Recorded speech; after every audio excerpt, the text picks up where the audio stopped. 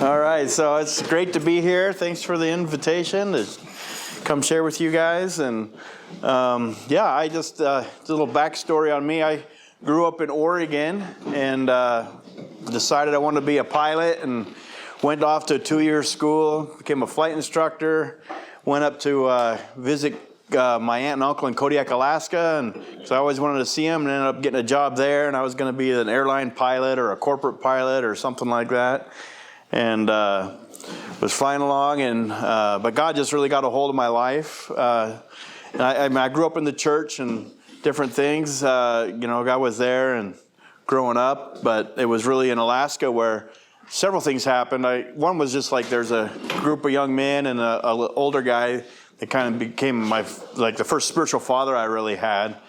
And I just started reading the Bible every chance I had.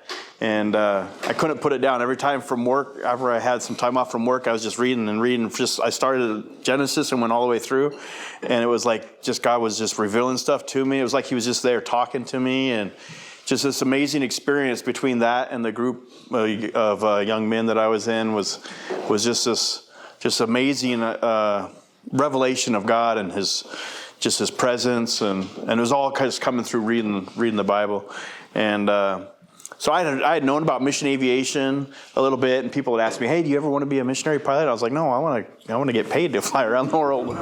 And but I started thinking, well, what about mission aviation again after I had that experience? And for the first time, I really looked at Wycliffe Bible translators, and for the first time I saw that there was thousands of languages and millions of people that didn't have a verse in there.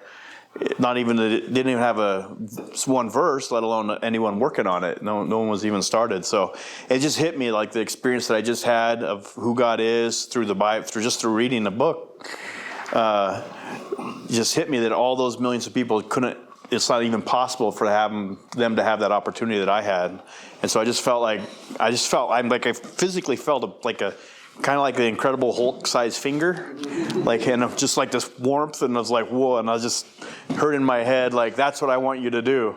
And I was just like, oh, okay. So I got this really clear, experience, and then to do that. So I was joining Wycliffe Bible translators, not mission aviation. So the skill I had was as a pilot, so it's like natural to go in and pursue that. So that's my heart with mission aviation is Bible translation. So here's my family. So here's what they looked like when we came back a couple of years ago. And then when we first went, David was born in Indonesia. We went with the two girls were 1.5 and 2.5. And then David was born once we got there. So raising toddlers and growing up there. So we were there 11 years in Papua, Indonesia. And like I was saying, it's really our heart to see lives transformed through access to the Bible in the language that speaks to the heart. And that's really the heart of Wycliffe. One of my favorite verses is, "In the beginning was the Word, and the Word was with God, and the Word was God. He was in the beginning with God. All things were made through him, and without him was not anything made that was made. In him was life, and the life was the light of men. The light shines in the darkness, and the darkness has not overcome it." The Word, Jesus, isn't just, a story. He's a real life person and still alive and active, and the darkness has not overcome it. Cameron Townsend, the founder of Wycliffe, one of his famous quotes was, "The greatest missionary is the Bible in the mother tongue. It needs no furlough and is never considered a foreigner." So, you get the Bible in your own language, and it really speaks to your heart, and just like the experience that I had, it makes it possible for every language to have that same experience. And, if you think about it, we have the English. It was a big deal to translate into English back in the day. There was a lot of people against it, and there was a lot of resistance, and it took a long time, and we don't realize with all our translations and commentaries that we have now, what all went into getting it in the beginning, just because we've had it for so long.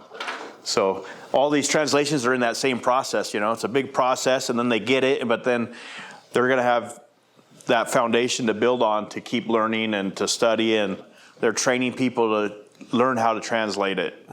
And so some of the and there's always different levels of success, but usually a lot of times what happens is they translate the New Testament, and then the team of translators from that language work on the Old Testament with the translator that came in is more like a consultant and a checker, but they're doing the main work. So they're learning how to be their own translators, write their own commentaries, and study the Word for themselves. So here's a couple of Bible translation statistics.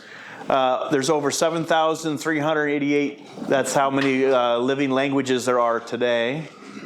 And here's the approximate center of the geographic location of all of those languages. You'll see like Indonesia and like the island of Papua here is just the most linguistically diverse place on earth. There's just half of it's part of Indonesia, the other half is Papua New Guinea. So one island of two countries, and just hundreds of languages. I think on the island there's I think about 700 languages on the island. Right there.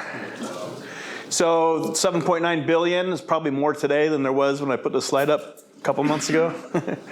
And out of that, there's 724 languages with the complete Bible, which is 5.9 billion. About 1,600 that have the full New Testament, 796. But there's still 1,680 languages for about 128 million people that still need translation work to begin. So there's still a lot out there. Now, that's a big number, but when we started 16 years ago, it was almost 4,000. So just in my 16 years with Wycliffe, it's like, here's the progress. And they were like, we're trying to get it methods and ramp it up to get it even quicker. They were hoping to get it quicker than this, but we're making progress, but there's still a lot of work to do. But it's pretty cool to see that the end is in sight as far as translation translation needs. So just to look at Indonesia, fourth most populous nation on earth, just behind the U.S. There's over 17,000 islands, but only about 6,000 are inhabited by people. So there's lots of little tiny islands all around it. And same thing as the U.S. It's about the west coast to the east coast, about 3,000 miles. It's really close to the same width, but you can't drive there because it's all islands, right? It's the same size there. Yeah, in the U.S. we don't usually know a lot about Indonesia. I didn't before we went there, and it was it's really interesting history and country, and it's the population, fourth largest. I was like, Indonesia? Who would have thought that? But it's a really big, diverse place. Over here on the side here where we were, there's Papua New Guinea, and this is Papua, Indonesia. Sometimes it's called Irian Jaya. In the past, it was always called Irian Jaya, but when Indonesia took over, now it's the Papua province. The local people want to call it Papua. That's instead of Irian Jaya. Just about the size. Just this half here is almost the exact same landmass as Oregon and Washington combined. So that gives you an idea, how long it takes you if you're going to go to Klamath Falls, Oregon or something. You got an 8-hour drive or something like that, right? This is a map of the language groups. There's 256 language groups, and then the black is the roads. And you'll notice the one up in the middle here, there's an airport, a big airport where they can get Boeing 737s in and stuff. So it supplies this, and they have this road system, but everything's flown in. Fuel, everything's flown in. It's the biggest area that's supported by airports. They had a road this road was connected at one point for I guess a month or two, and then the bridge washed out and landslides. And here's a map of all the airstrips.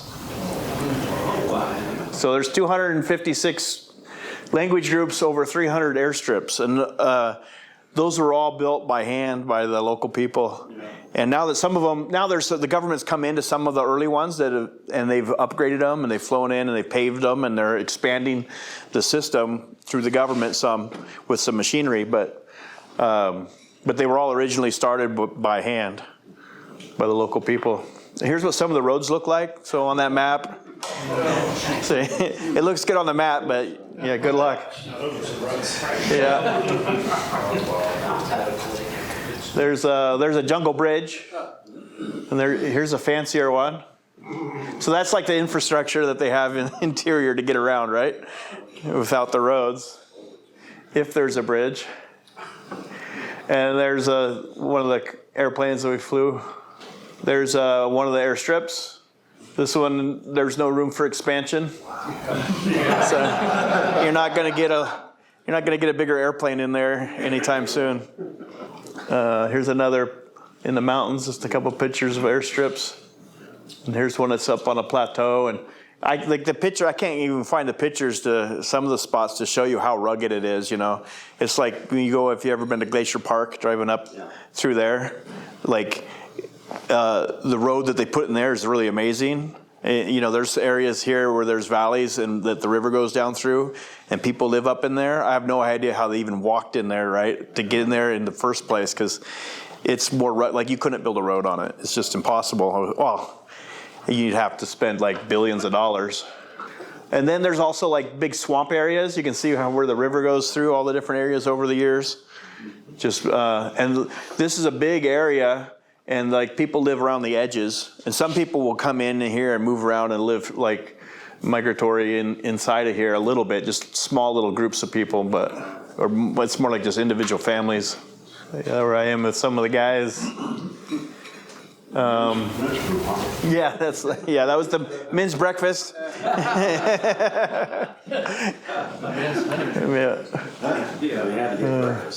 it was cool. I was flying in a guy that was a missionary in this tribe like years ago, and he had been gone for like 10, 15 years, and he came back to visit, and they were having church meetings and stuff, so that's why they were all dressed up fancy, and they gave me a hat and said, I was like, I got to get a picture with you guys. Yeah.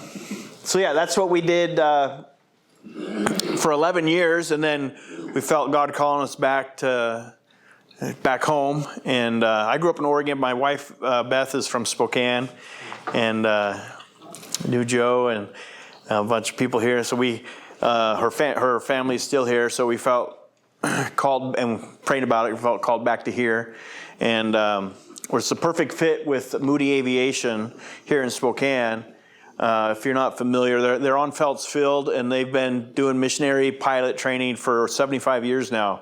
So it's through Moody Chicago, and they were in a couple spots. So for a long time, they were in Tennessee, and for different reasons, about a little over 10 years ago, I don't know exactly when, but they moved back out here, and have been here ever since. So they're like half the people I worked with, the other pilots and mechanics, were Moody graduates. And about half of the missionary pilots out there are Moody graduates. So there's other missionary aviation programs out there, but Moody's the only one that's what they're focused on. That's all they do. That's the program like they are. And so it's really cool to come back and be a part of that. So here's just quick look at the couple of facilities here. The maintenance training, they have two hangars. They have a maintenance training hangar, and then they have a flight training hangar on Phelps Field. So here's the flight one, basically where they house the airplanes that are doing the training. And there's just a picture of Phelps Field. So we got like one hangar up here and one hangar down here, and a couple other hangars up here, but it's all just on. It's not a traditional college campus.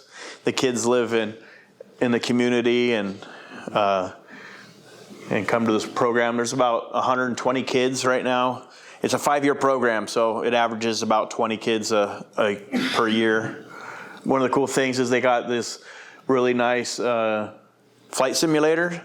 So like right in the winter now, the kids that are just starting, they do like 30, 40 hours of flight training initially in here, and they're set up to be just like the real airplane. So you can go through and learn all the basics of flight and procedures and what button does what and what to look for, and go through that. So then when you get in the airplane, you've already been through all that, because the airplane's a really bad learning environment, And so if you've been through it a little bit, and it's interesting when you're teaching new people, like you can only see, it's just interesting in psychology of people and how we learn, and like you can see people get this part, and then you're talking all the time stuff, but they only hear so much, and then what goes in, and then what they're visually seeing, and you can see, they're seeing this now, they're seeing this now, and they're not seeing this at all. Like trying to land an airplane, it's like you coming in, you can be going this way, you can be going this way, you're not, when you're slowing up, there's like three main things that are going on at once, and everyone learns in a they learn one first. They see one first, and they're able to correct it, but they don't see the other two. And then after a little bit, they see the second one, but they're not seeing the third one. And then all of a sudden, they're seeing all three, and then they're able to land.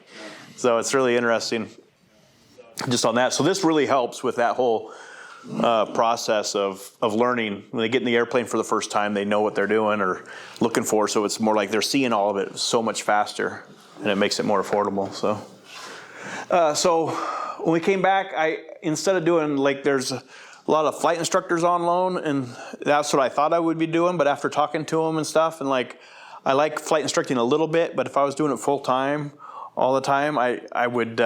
It's not my passion, and I think I would totally burn out. So we're looking at other things. So it came up to where my wife and I, and this is great because my wife's really good at all of this stuff that we're doing. It's like her gifting. So I'm kind of like, she's the kind of the lead, and I'm supporting her on most of this stuff here. So, but we got to do student services. So basically we're like doing mentoring, we're welcoming new students, building community. We're specializing in helping the international students and stuff. So basically we're like mentors and like pastors in a way to these kids, and like looking to how to, all the stuff just in life outside of the academic part and the flight training part, it's like life. How do you do life? And, like the kid gets in a automobile accident and, they're away from home. So helping them through all those life situations. And then the big cool thing at Moody is, we want to train people to be missionaries, not just pilots. And so that's a big focus. So a lot of just like spiritual vitality, how to grow your life, how to build relationships, learning about all the stuff that you need to know, and then giving advice about overseas living and all that kind of stuff. So it's really, the flying's fun, but the technical part of teaching someone, like how to land, all those three things, like this is like the part that we were looking forward to. So it's really cool that God put this into our job instead of instructing. So yeah, so we meet students one-on-one a lot. We host groups at our house just for social and for special training. Working through life's challenges together.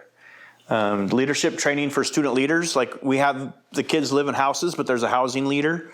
And then we're training them of all the issues in life that come up. Like they deal with a lot of it, but then they come to us for advice when they need to, and we're training them on how to do that. And preparing for cross-cultural ministry. Here's a couple pictures of one of the things we had international dinners where we have the kids will come and they'll be the cook. And we'll work with them so that we try different food from different places around the world for all the international students to have together and share a little bit about their culture. This is really cool, is that there's Papuans that are attending Moody. So Josiah went to high school, the same high school my kids went to. And we knew him. And Sam just came. His parents are missionaries. Well, his dad's... is Canadian. Well, he's a Indonesian citizen now. He's Canadian, but he married a Papuan lady, and Eric here is from one of those mountain tribes. But he came into the city that we were in one of the local Christian schools, and he was actually the very first kid in that school. Started in first grade, and then every year they just added the grade behind him. And so he was the first graduate, or in the first graduating class. And then it's really cool. God's opened up this scholarship opportunities for Papuans to come here to Moody. And so Emma over here, she went to that same scholarship that's run by the same school thing. So it's like God just made all these paths for these kids from Papua to come here. And it's like, we have all these connections, and we can speak Indonesian to them and help them, and so it's like we're still serving Indonesia. And one of the things I did for years over there in Indonesia, besides flying that I didn't share there, was I was the national training coordinator. So our organization there would train Indonesian pilots and mechanics so we can replace ourselves eventually, is the hope. But there's a lot that goes into that. So I was able to, one of the kids I helped train and send to the U.S. for school as a mechanic, he's now like the director of maintenance in Indonesia. So it's really nice, like talking about like the Bible doesn't need furloughs. It's like now, like before, when it was a expatriate that was always missionary, when he goes back on furlough, then you have a new director, and when your director, the guy that's making all the decisions on stuff, changes, and the next guy, let's do it this way. Let's do it. Everything, the department keeps changing, right? Every couple of years, or just little tweaks or little different directions. But now you got one guy that's always there.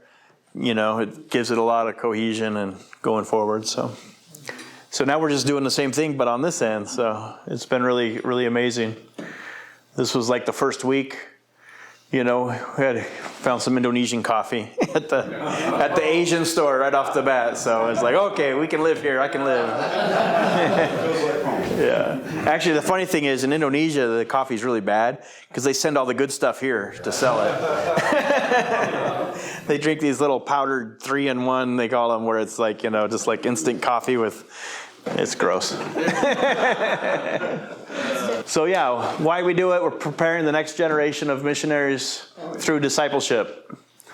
In Matthew, he said to his disciples, the harvest is great, but the workers are few. So pray the Lord who is in charge of the harvest. Pray to the Lord who is in charge of the harvest. Ask him to send more workers into his fields, right? So that's what we're doing here, is helping them, more workers go. So we thought at the beginning, I thought we'd be there for career going until he has made it really clear it's time to come back. And so that's where we were. But now through these other missionaries that we're helping train, where else are we going to be affecting indirectly through all of them and I really feel like God's had us back here for several years. I see us doing this for several more years.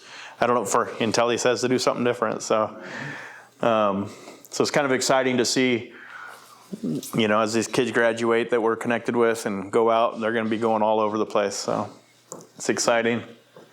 Yeah, and why we do it, so the message of the gospel of Jesus is heard everywhere, right? And like we said in the beginning of the slideshow, in the beginning the Word already existed. The Word was with God, and the Word was God.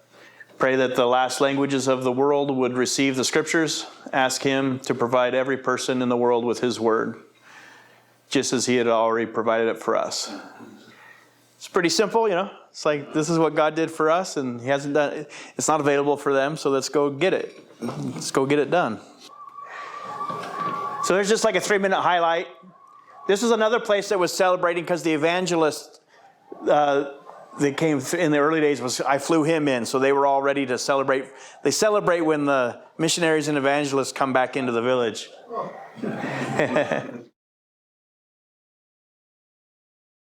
But yeah, this would give you the point of like they're not building roads into these places.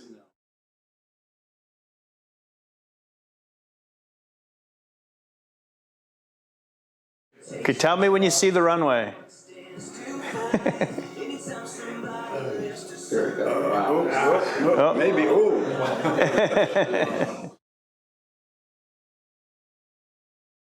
And they're steep, so when you touch down, you have to actually add some power to get up to the top.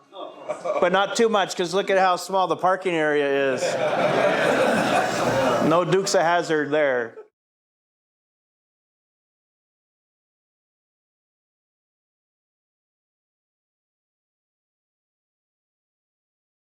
Why are you flying there? This is a Plattis Porter PC-6, so it's a turbine tailwheel plane that.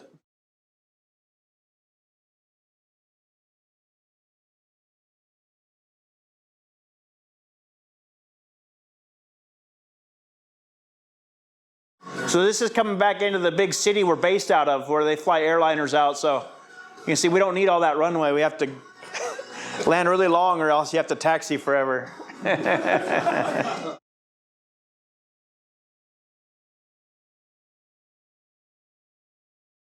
That's bringing home the bacon. Bring home the bacon. They're taking that to a men's breakfast, I'm sure.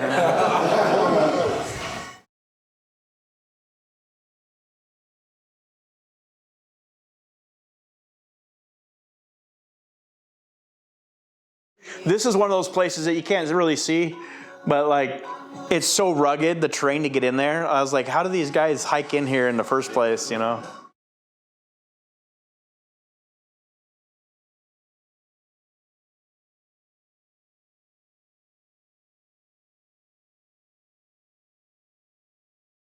Yeah, and they do it by hand and machetes, and they like sticks and empty rice bags to carry the dirt, you know.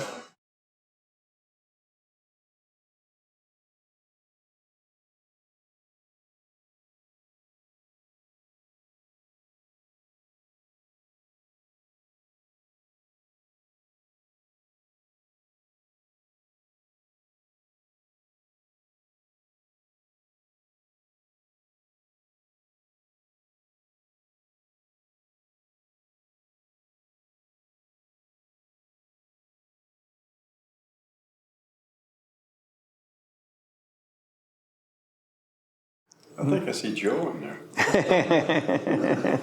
Yeah, that's what I did, and that's what we're doing, and yeah, you guys have questions and stuff, or? What's the average cost for a student to go through Phelps? Oh, through Moody, the total. It's a 5-year program, and you know, aviation's expensive. I don't know exactly because we don't deal directly with that,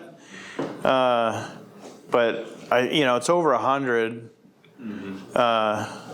But there's like scholarships, and there's the kids work through it, and then there's like they have they don't have enough for everything, but they have like a forgiveness program where you get the loan, and then if you're in a mission within so many years, they'll pay it off. It's canceled, and then if you don't and you end up working, then that money that they're making off of the loans go back into the program. So there's a big pool of money that was donated that they're using like that. So there's ways to reduce it. But yeah, it's not cheap. But the cool thing is, like, people coming here on faith, most of the kids don't know how they're going to pay for the whole thing, and there's just amazing stories of God's provisions, of just like missionary stories of how God comes through with things. There's just they kind of walk through with faith through this program and see God providing for them in different ways. Some of them get support, like start building support through churches and friends to help, like a missionary support system. So yeah, it's not cheap, but it's cool to see how no one's ever not finished because of funds. So, That's awesome. but I don't say anybody. Usually, I haven't heard of anyone. Do you ever fly into Papua New Guinea or anything? We didn't, just because of the political issues. Like they didn't. In the past, it used to be where people were able to. You could go across the border on land, but even then, it was like kind of difficult. Yeah, but there are places like on the border where the tribal people will come back and forth because they don't care about it, right? And Papua New Guinea has like a pidgin English. And they don't know Indonesian. So like some of the places that we flew to was right on the border on the Indonesian side. And the local people get in, they don't know Indonesian. They're speaking to me in English. And I keep speaking to them in Indonesian. They're like, we don't know Indonesian, we know English. And I'm like, okay. It's like these tribal guys that know English. It was really hard for me to get my head around. But. Well, what was probably your hardest season as a missionary over there? Well, probably just the first part, just learning the language and getting adapted to everything. You have everyone goes with certain expectations, and so like then they it's like getting married. You have expectations, but it's never everything you expected, and it's real life, and it's hard, and it's good, but it's difficult. So it's kind of like that of just adjusting to everything. The first, and we had those 3 little kids. And learning the language with the 3 little kids, and you want to protect your kids, and you don't know what's going on in the culture as you're trying to learn it. It was really, the first year was stressful. Talking about the government, and just seeing how, what we would call primitive here, that there'd be a structural government that would actually keep things cohesive. That kind of surprises me. Yeah. It would be like just village Right. members, that would be kind of the head. Right, yeah. No, the world governments are expanding into all the remote areas. And like, not just in general, but like even in aviation, like, you know, we have a background here of small airplanes growing up and general aviation and private ownership and all that, but the rest of the world, well, most of the rest of the world doesn't. They only have the airlines coming in and servicing them, right? And so like, as they grow with their responsibility to govern their own, you know, infrastructure, they put all these rules in place that are for the airlines, or they copy the, you know, they import the rules from Europe and the US for the airlines. So us operating small airplanes, it makes it really difficult because they'll be like, oh yeah, see, you guys have to have a safety officer and you guys have to have this and you guys have to have this and you need manuals on this and this and this.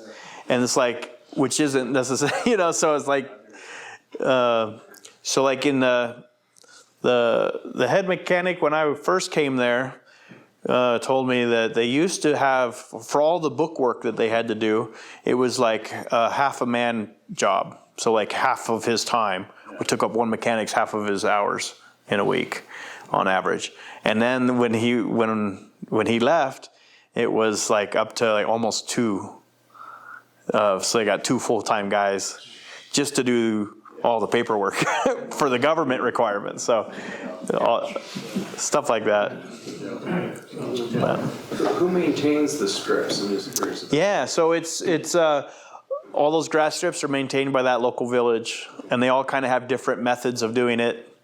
And some of them bring in weed eaters and gas and stuff, but a lot of them are just still machete and just done by hand.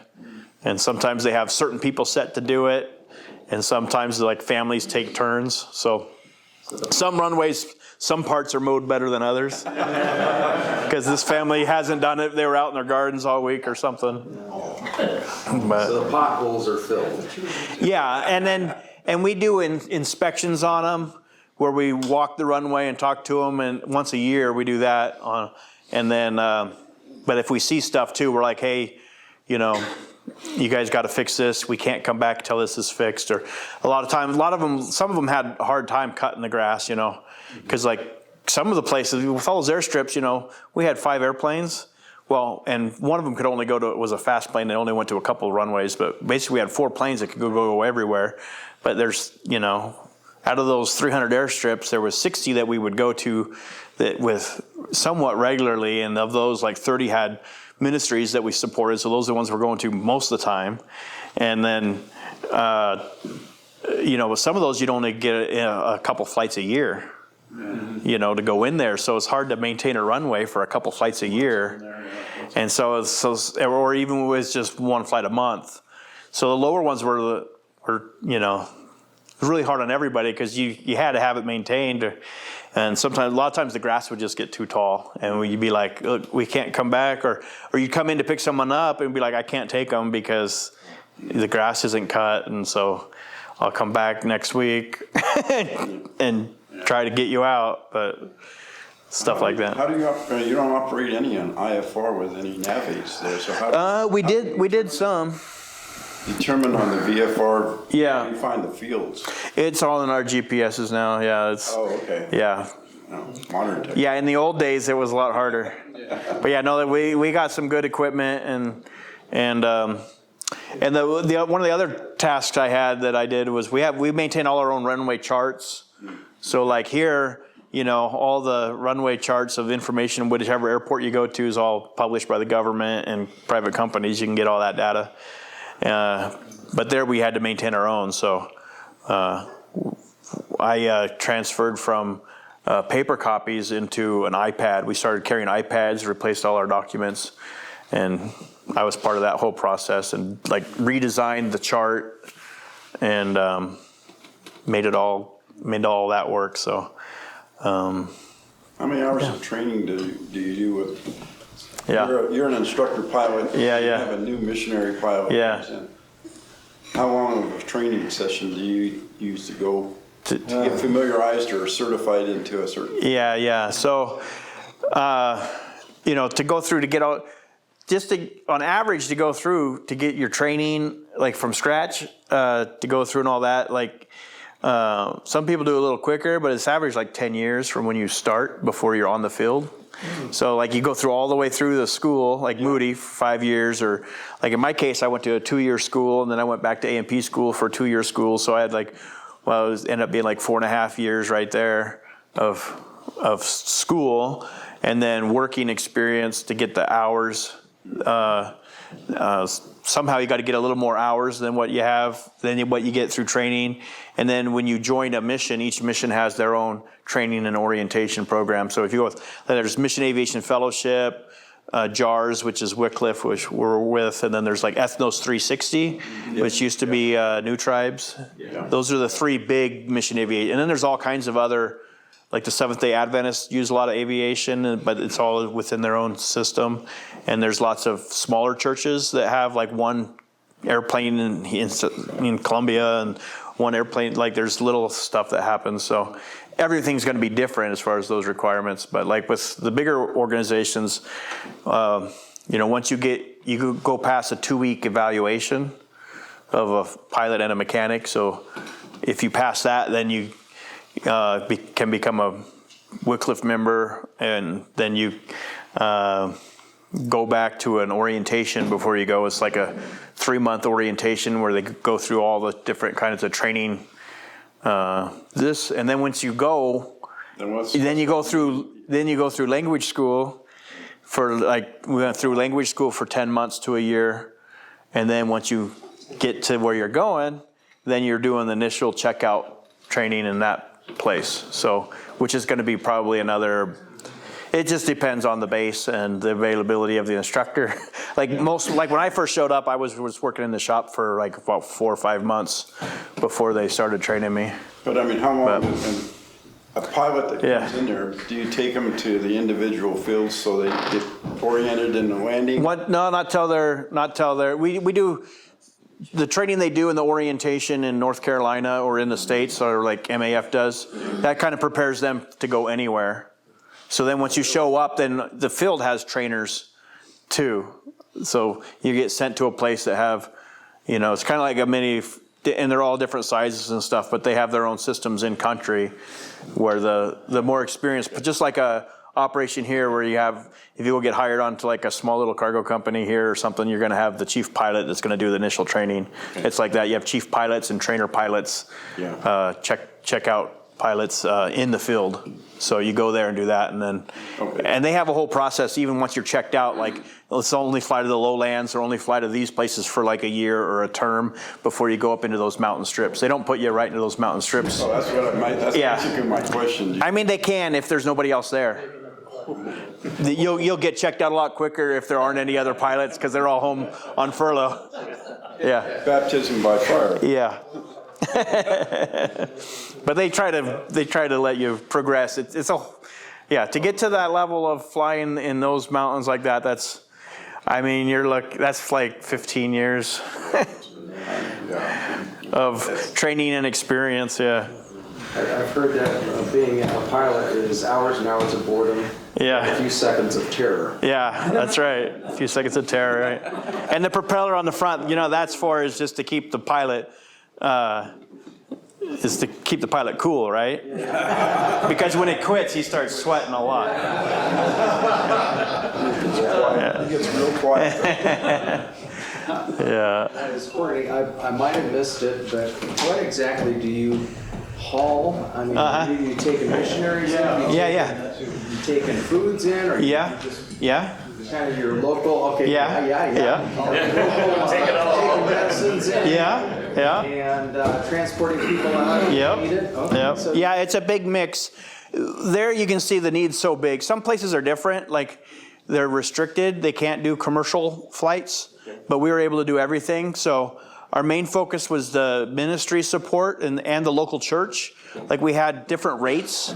And like the local Indonesian church, if they were doing ministry stuff, we actually lost a little bit of money. We charged them less than what our operating cost was because we really wanted to enable them to minister to their own, area. And then the translators and other missions, we had a set rate for that. And then we had like a set rate for commercial flights. So and most of the places we supported were places where ministry happened, but it was like organized by the local people. And so there's a lot of food flown in. They garden and stuff, but at the same time, they fly in a lot of rice and a lot of ramen noodles because it's lightweight and easy, right? So that's what they do with their money is order rice and ramen noodles. But so basic stuff like that coming in. We do a lot of medical evacuations to the city. So as we're out flying, it can be like our plan is to go from, to A village to B village and back.